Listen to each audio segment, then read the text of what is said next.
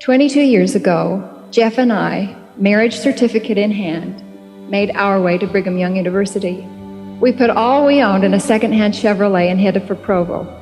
We were not uneasy. We were not frightened. We were terrified. We were just little hayseeds from St. George, Utah. And here we were in Provo at Brigham Young University, where the world was to be our campus. I remember one of those first nights, walking in a beautiful August evening up from our apartment on 3rd North. Pat and I were arm in arm and very much in love. But school had not started, and there seemed to be so very, very much at stake.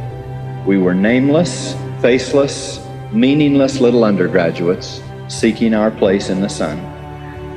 I remember standing about halfway between the Mazer building and the President's home and being suddenly overwhelmed with the challenge I faced. New marriage, new life, new family, new education, no money, no confidence.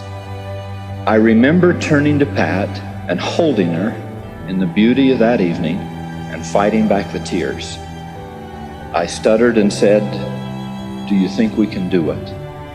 Do you think we can compete with all of these people in all these buildings who know so much more than we do and are so able? Do you think we've made a mistake?" And then I said, "Do you think we should withdraw from school and go home?"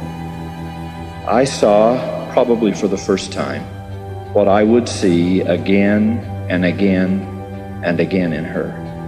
The love, the confidence, the staying power, the reassurance, the careful handling of my fears, and the sensitive nurturing of my faith, especially my faith in myself.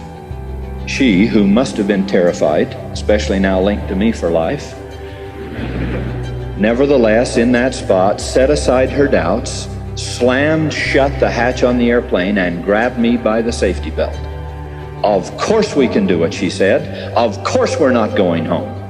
And then standing there, almost literally in the evening shadows of a home we would much later, for a time, call our own, she reminded me that surely others were feeling the same thing, that what we had in our heart was enough to see us through, and that a Father in heaven would surely help us.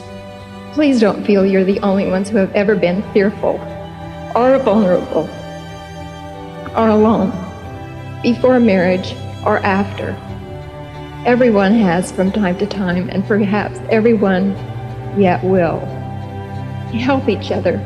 You don't have to be married to do that. Just be a friend to each other. Be a BYU student and all that that means. Be a Latter-day Saint.